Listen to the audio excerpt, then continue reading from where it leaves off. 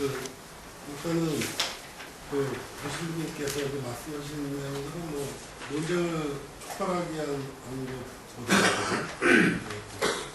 동의하게 된 부분들에 대한 말씀들을 많이 해주셨고요. 근데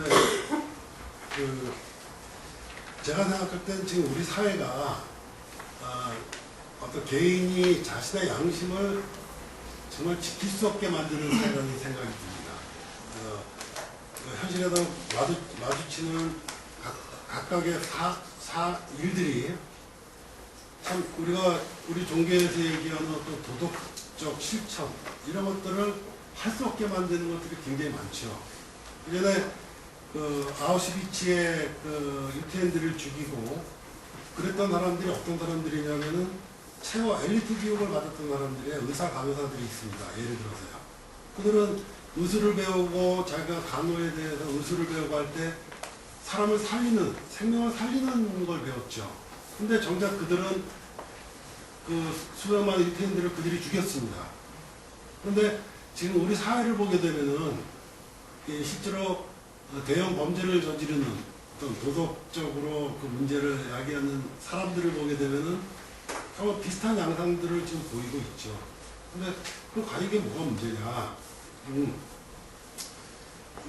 이런 자기의 어떤 최고의 교육을 받았어도 지키지 못하는, 양심을 지키지 못하는 여러 가지 이유로 그런 사례를 보면서 가장 중요한 거는 원칙을 지키는 게 하는 것이 가장 중요한 것 같아요. 여기 신부님 말씀하셨지만 어떠한 경우에도 일방적인 관계는 건강하지 않다.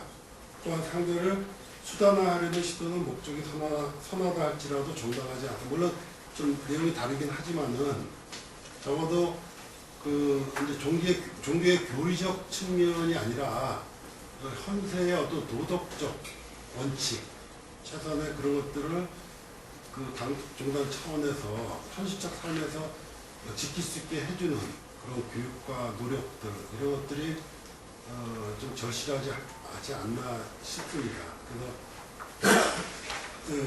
그런 점에서 이제 한 가지 말씀드리고요. 실제로 이제 아까 다종교, 다문화 다 연관되어 있는 문제죠.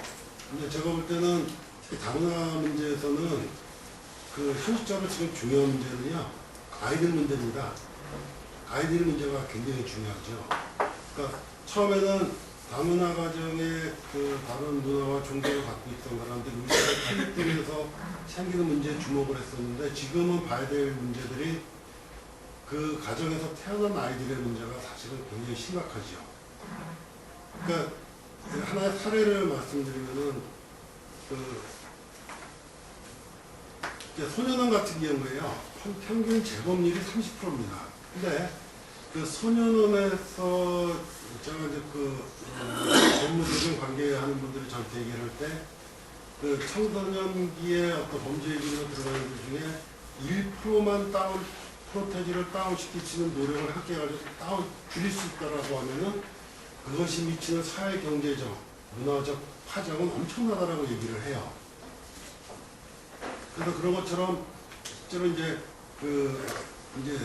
이 다문화 가정의 문제도 보게 되면은 아이들 결국은 우리의 미래죠. 우리의 미래죠. 그래서 그런 것들이 이제 종교나 여러 가지 사회상들을 보는 관점에 따라 이제 다르게 볼 수가 있겠는데 또 종교 문제가 이제 거기에 결부가 같이 돼 있으니까 그래서 이제 관심이 많이 갔죠. 그런 부분에서는 제가 저쪽으로 동의하는데 서울에 계신 분들은 몰라요. 실제로 이 다문화 가정에 이제 또 안산이라든지 수도권에 가면은 또 우리가 아주 절실하게 공단이나 이런 그런 것들이 문제에 대한 절실하게 느낄 수 있고요. 근데 지방에 가면은 근데 이제 특히 이제 종교나 사회단체에서 다문화와 관련된 사업을 하는 사람들이 또 지금 심각한 문제가 되고 있고요. 그러니까 저는 이제 후원을 하는 입장이니까 저희들한테 찾아오는 분들이 굉장히 많습니다. 특히 제가 이게 다 녹화되니까 또 이제 보니까 거의 뜨더라고요. 이런 말씀을 좀 드리면 곤란하지만 특히 저는 학교나 대학이나 전문대학에서 다문화 사업을 위해서 찾아오는 사람들은 구체적으로 다 배제를 합니다. 제가 도와줄 수 있는 분들이 굉장히 많거든요. 그러니까 이제 의도가 안 좋죠. 그러니까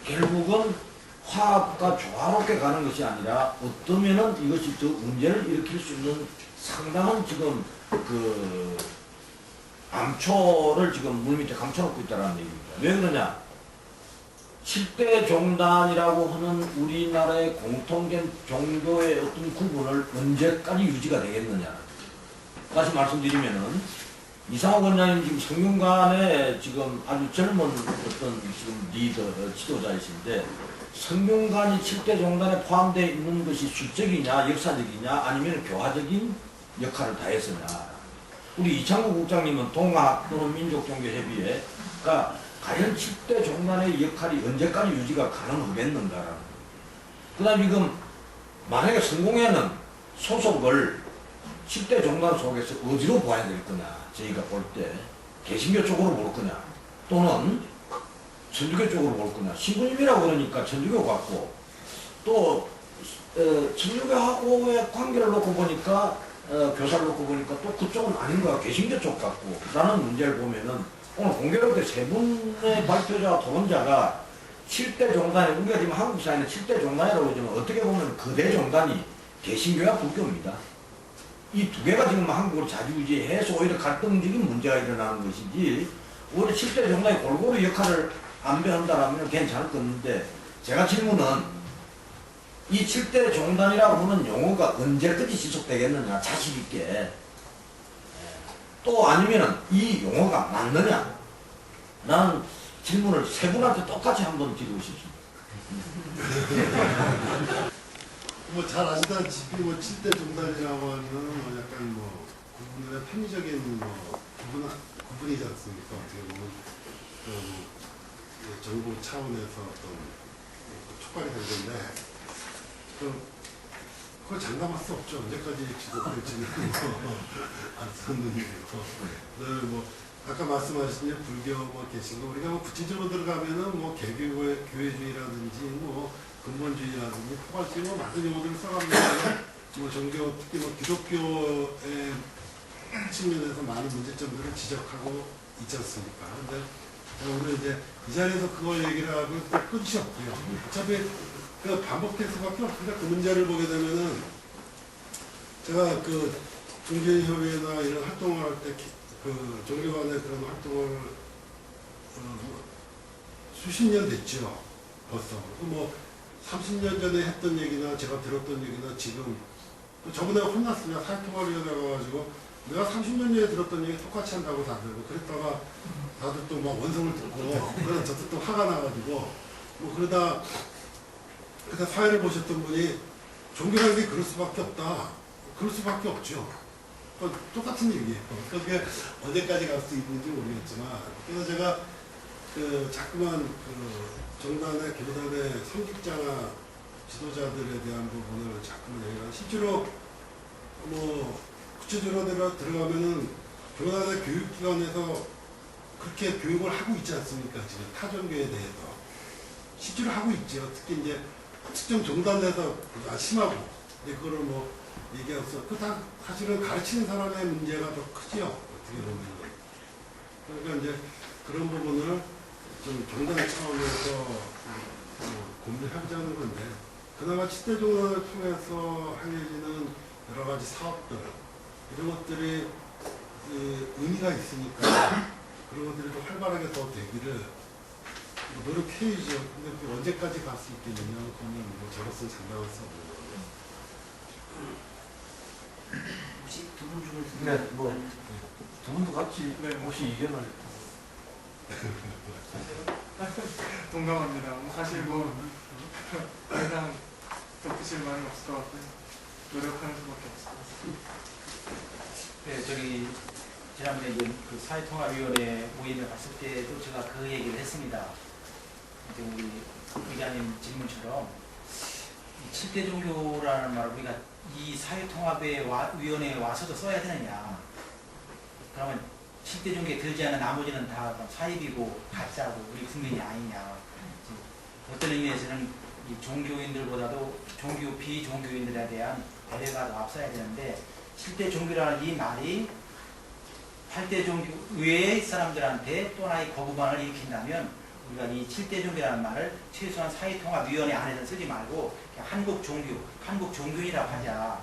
제가 이렇게 제안했었고요. 거기까지는 좋은데 심지어 이제 정부에서 이제 행정 편의적인 용어로 4대 종교라는 말까지 또 씁니다. 이건 뭐 그럼 4대 종교를 하면은 나머지 지금까지 7대 종교라고 했던 종단도 세 종교로 떨어져 나가야 되는 이렇게 나오면 그렇게 우리가 또 그 거대 종교라고 하는 그런 종교의 틀에서 결국 아까 의장님 말씀은 결국은 뭐 2개 종교가 하는 거지 그 7대 종교가 뭘 이렇게 효용성이 있겠냐 이런 말씀도 하시지만 아무튼 7대 종교라는 말도 좀 낯설은 말이지만 4대 종교라는 말은 더 낯설고 그래서 이제 4대 종교라는 순서를 누가 정할 거냐 역사의 순서를 정할 거냐 교인 만으로를 정할 거냐 아니면 정치적인 백그라운드 있는 사람들이 영향력으로 정하는 거냐 아무튼 우리 머리를 아주 혼란스럽게 하는 용어들이다 이렇게 생각이 듭니다. 아무튼 그래서 저는 기본적으로는 그냥 한국 종교인이라고 하는 거 좋겠다 이런 취지였고요. 사실은 우리가 종교인이 비율이 이제 종교인과 비종교인 비율이 50대 50 정도 됩니다. 근데 우리나라 사람들은 아주 유별나가지고 종교 신앙 그 분포들을 조사해 보면은 우리 국민 5천만보다 더 많다, 6천만이다, 종교인 수를 하면은 7천만이다 이렇게 하는데 또 그것이 또 거짓말이라고 저는 생각하고 싶지 않습니다. 왜냐하면 아까 우리 친부님도 말씀하셨지만은 우리나라 사람들은 종교를 여러 개 믿어요. 그걸 가지고 신앙 인구를 파악했더니 7천만이라고 해가지고 이게 가짜 이 데이터가 만약 가짜라고 하면 한국 사회를 모르는 거예요. 그러니까 한국 사회 특수한 상황이 있다는 걸 우리가 이해한다면 그러니까 이 종교의 범주를 이렇게 조이는 것은 좀 마땅치 않다 이런 생각이 듭니다. 거기에 공감합니다.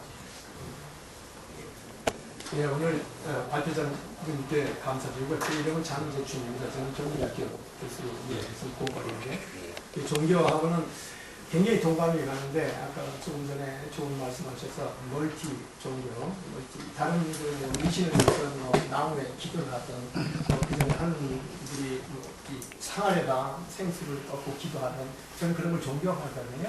그러니까 저는 신부님도 존경하고 목사님도 존경하고 스님도 존경하는 그런 스타일입니다. 사실은 전 제안을 안 주고 있는데 제가 요즘 꽤 걱정되는 게 있어요. 사실은 조금 전에도 그 7대 종교니 4대 종교니 그걸 확대해야 된다. 한국 종교. 그 아주 저는 적극적으로 동참이고요. 제가 걱정되는 거는 종교인 자체들이 사실 아까 원장님께서도 말씀드렸지만 원인으로 돌아가서 사랑이라든가 교육이라든가 봉사 이런 쪽에 전적으로 쓰는 이런 행동을 하셔야 되는데 너무 정치적으로 이렇게 나셔가지고 하시는 그런 분들에 대해서 선생님께서는 어떻게 평가를 하시는지 저 개인적으로는 진짜 정말 정치적으로 이렇게 저 종교를 이렇게 해가는 거는 제가 보기에는 지도자로서 할 일이 아닌가 이런 생각을 하는데 선생님께서 원장님께서 신부님께서 거기 좀 확실하게 좀 표명을 좀 해주셨으면 좋겠습니다. 종교인 지도자들이 정치 지도자들이 정치 사회 참여하는 문제. 거기에 대해서 원망을 하죠. 거기에 대해서 대표적으로 말씀하세요. 정치라고 하는 걸 어떻게 이해하느냐에 또 달라질 수가 있고 정치가 우리 사회에서는 권력을 획득하는 과정으로서 정치를 이해를 하죠. 근데 모르겠습니다. 우리 사회에서 행해지는 폭력이라고 하는 것은 실질적인 신체적 폭력과 여러 가지 폭력 행위가 있는데 그게 굉장히 거대한 힘을 갖고 폭력이 행해집니다. 그러니까 보통 일반 사람들이 다루는 폭력의 수준이라고 하는 것은 함부로 할 수가 없죠. 근데 지금 우리 사회에서 본다면은 실적으로 그거를 도와주고 방어할 수 있는 집단이 사실은 또 종교밖에 없습니다. 교단, 종단이라든지. 그렇다면은 그 역할을 갖다가 우리가 정치적 행위라고 볼 수 있는데 저는 그렇게 보지는 않습니다. 적어도 현실에서 행해지는 어떤 피해받는 약자들, 그 다음에 권력에 의해서 피해를 보는 그런 부분들, 그런 것들은 얼마든지 이 종단이나 교단에서, 종교계에서 관심을 갖고 보듬어줘야 된다고 생각을 하고요. 그 다음에 이제 아까 말씀드렸듯이 우리 사회에서 이해되고 있는 정치 과정, 그거를 어떤 권력을 획득하는 과정으로만 이해하는 그런 측면에서 정치를 본다면은 그거는 당연히 바람직하지 않죠. 그런데 적어도 이 사회에서 피해자들 그런 것들을 도와주고 막아주고 하는 역할은 그 종교가 당연히 해야 된다고 생각합니다. 조금 실천적으로 제 경험 안에서 나오는 건데, 종교 지도자는 아니지만 종교인으로서 제가 정의구현 사재단의 활동을 했었습니다. 그래서 2002년, 2003년 초죠.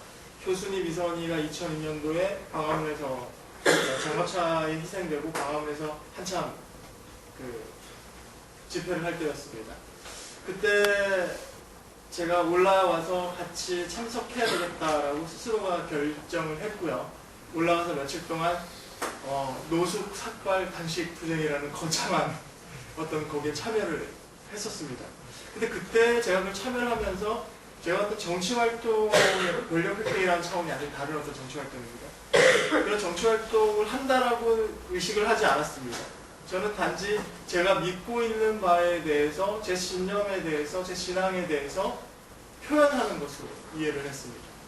그런 차원에서 본인은, 저는 행하는 사람은 그런 순수한 마음, 신앙적인 결단에 의해서 행했다 하더라도 많은 사람들이 바라보는 관점에서 또 다른 평가들은 어쩔 수 없이 피해갈 수 없는 것이지 않을까. 그런 차원에서 저는 이상훈의 말씀에 좀 공감합니다.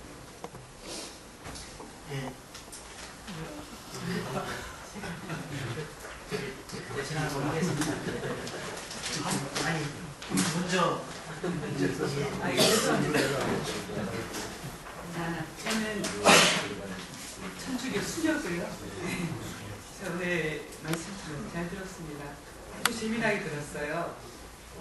천주교 이제 전례하는 과정을 천주교 쪽에서는 굉장히 유일하게 교회사에서 유일하게 그 성직자, 선교사들의 손을 들지 않고 자생적으로 그래서 굉장히 자랑스럽게 얘기하는 측면이 있는데 그것을 이제 다른 입장에서 표현을 해주시니까 상당히 재밌었고 특별히 이제 예수회가 그래도 좀 폭이 넓어가지고 제3문제를 이렇게 폭넓게 허용을 하다가 도민교회가 바뀌면서 그냥 또 우리 어린 양들이 그냥 전부 다 쫓아가느라고 그 무수한 이제 희생을 내게 된 것이죠.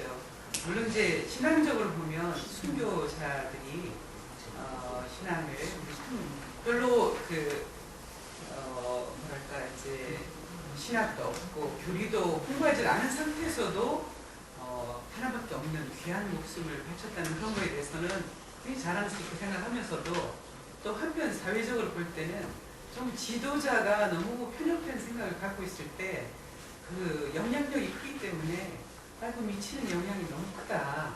그래서 참 굉장히 뼈아픈 반성의 소리로 들리는데 문제는 거기에만 있는 게 아니라 오늘날도 저는 굉장히 이제 제가 또 다른 단체에 속하고 있는데 주교님들 자문기관에 속하고 있어요. 여성 소위라고 해서 여성위원회 주로 주교님들 비판하는 역할을 되게 큽니다. 참 이 자리에 오늘 주교님 참 오셨으면 좋았겠다 그런 생각이 들면서 참 감사하게 들었고 근데 이제 저희가 주교님들을 비판할 때 주로 무슨 얘기를 하냐면 너무 위계적인 하이어라키하다. 그런데 이제 세계적으로 다 주교님들이 대체적으로는 그렇지만 특별히 한국이 그런 거는 유교의 영향이다. 이런 식으로 이제 이렇게 많이 비판들을 합니다. 유교의 어떤 그 평등하고 이런 것보다는 그러니까 유교를 잘못 받아들인 거겠죠. 유교 영향 중에서 그래서 또 어떤 책에는 뭐 유교가 죽어야 나라가 산다 뭐 이런 책도 중간에 나온 걸 제가 동자가 죽어야 네, 그런데 이제 오늘날도 이게 재현되고 있는 것이 아닌가 하는 그래서 참 시사성 있는 발표여서 굉장히 감사하게 들었습니다. 잠깐 그 말씀을 드리면은 저들이 이제 제가 뭐 글을 쓰고 이런 입장이니까 이제 저한테 그 굉장히 자극적으로 제목을 이렇게 뭐 기획사들에서 얘기해 보는 것들이 있어요. 근데 그 공자가 죽어야 나라가 산다 뭐 그거는 되게 조작된 거죠. 애초에 그 제목을 정할 때 그 이제 책 판매를 위해서 이제 그런 행위들이 이루어지는데 뭐 심지어는 이제 그 책이 난 다음에 저한테 이제 공자가 죽인 여인들 이런 적이 없다. 제가 나한테 그런 걸 물어보냐고 제정신이냐고 그런 얘기를 한 적도 있어요. 그래서 근데 이제 저는 또 그것도 우리 사회 지금 하나의 모습을 보여주는 사례들이라고 생각합니다. 그게 뭐 내용을 떠나서 근데 아까 말씀하신 그런 부분들 이제 저희 평양에 같이 갔을 때도 저거 그러더라고요. 이제 6.25 때는 우리나라 망했다. 저거 이제 북한에서 뭐 이런 것도 막 하고 제가 뭐 논쟁을 벌일 이유도 없지만은 저는 그런 인식 부분에서는 상당히 좀 잘못된 부분이 있는 것 같아요. 예를 들어 제가 한 30년 수령에서 주로 이제 청소년들하는 공무원들, 뭐 기업체 임원들 이제 하면서 선비 리더십이나 이런 선비 정치인들에 대해서 얘기를 해줍니다. 그래서 제가 프로그램을 듣고 있는데 제가 처음에 얘기하는 게 선비라고 하는 존재에 대해서 꼬장꼬장하고 막 그런 선입견부터 좀 버렸으면 좋겠다. 우리가 보통 얘기하는 선비라고 하는 조선시대의 존재라고 하는 것은 이제 절개라고 하는 부분이 좀 굉장히 관대한 사람들이었어요. 실제로 보여지는 모습들은 삶에서. 근데 그런 부분들이 이제 많은 부분에서 이제 왜곡돼서 특히 이제 근대화되는 과정에서 어차피 뭐 하나의 상대가 있어야지 얘기가 되니까 그런 측면에서 극복해야 될 대상으로 유교라고 하는 것, 전통이라고 하는 것이 놓여졌던 때가 있었죠. 그때 뭐 역할 아닌가 그런 생각하면 아까 말씀하셨던 위기에 대한 부분들. 실제로는 뭐 그렇고 제가 동의하기 힘든 부분들이 좀 있고요. 지금 5분만 얘기하겠습니다. 8시간 지났는데 배고프실 것 같아요. 제가 지금 현재 오늘 테마의 갈등 조정인데 세 분이 다 훌륭히 잘 얘기하고 역시 치료 잘하고 질문 잘하고 꾸며쓰니까 구체적인 갈등에 대한 요인이라든가 갈등 해소에 대한 방안 그에 대한 뚜렷한 어떤 제시가 깊이가 좀 있느냐 하는 것도 생각하고 싶습니다. 저는 종교사에 대해서 종교가 얼마나 인간 사회에 필요한 거 아니고 이 종교 때문에 갈등을 일으킨다고 하는 바로 요인을 익히도록 생각을 해봅니다. 많은 성현들이 종교를 많이 만들었습니다. 가정교 사회라고 하는 이유가 바로 그런데 이 종교에 대한 성현들이 모두 바이블이라든가 모두 성경, 경전, 도경 다 만들고 그렇게 했는데 이 도경을 다 가셨고 돌아가셨는데 2500년, 2000년 지금 또 예수님 2000년 이 해석에 대한 문제가 중요하다. 또 그것을 성경이라든가 이것을 따르는 제자들의 문제도 중요하다. 그래서 많은 사람들이 제가 생각할 때는 소위 여기다 는 소직자라든가 교직자 또 종교 지도자들이 소위 문화적 가치, 시대적 가치 여기에 대한 이해를 충분히 가지는 갈등이 없을 수 있다. 그러나 다만 이것을 고루하게 성전에 의한다고 하는 자체가 역시 문화적 가치와 시대적 의미를 성실히 그린 상태에서 지킵니다. 2000년 전에 예를 들면 빨가벗고 다니고 문화적인 말이 없고 언어가 없고 인지가 없다고 생각한다고 가정을 한다면 그 시대의 반응을 지금도 시작하고 합니다. 2500년도 만들어냅니다. 이것이 하나의 문화의 취미고요. 그런데 그런 걸 감안하면서 현대 소위 종교적 지도자라든가 성직자들은 현대적 문화적 가치도 이해를 하면서 모든 것에 가장 중요한 것은 내 종교를 주장해버리면 전부 마찬가지예요. 모든 사람들이 평화, 안보가 사랑이 가장 그것 가지고서 모든 인류를 평화롭게 했다. 또 이제 유교에서는 역시 인이라든가 뭐 이렇게 방식으로 또 이제 불교에서는 자비다. 따지고 보면 자비나 인이나 파괴 이 가운데는 모두가 함의적인 내용이 포함되어 있습니다. 그런데 이것이 마치 성직자나 지자들이 종들이 이것을 이것으로 해석할 때는 남은 종교와 다른 것과 다르다. 따르다. 이렇게 해야 한다. 이런 하나의 방법 때문에 이 사회가 갈등이 있고 그래서 이것을 바로 우리가 해소하려면 우선 그런 하나의 언어라든가 성경에 대한 철학적 가치를 좀 여러 선율이 또 시대적인 문화를 좀 순진들에서 막 설교도 하고 여러 가지 막 포교도 하고 다 이렇게 되면 막 우리민간 사회가 정화가 될 것이다. 또 그러면서 그렇다. 여기에 받아 요즘 나듯이 나눔 세계다 하는 뭐 봉사, 기업, 협조 이런 것이 분명히 각 종교마다 다 있습니다. 있는데 그것이 실체가 되고 만일 나눔이나 봉사를 한다고 하면서 극부적으로 하니까 또 불편해지는 거죠.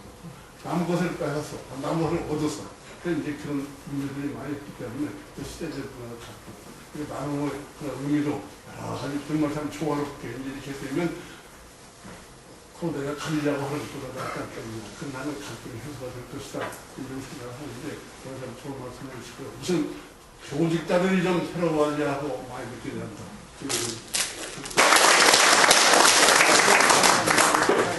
예, 이상으로 제62차 대화 토론을 모두 마치겠습니다.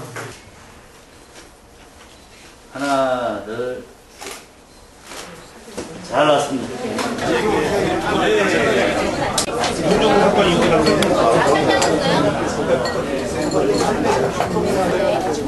이번에 회 왔죠?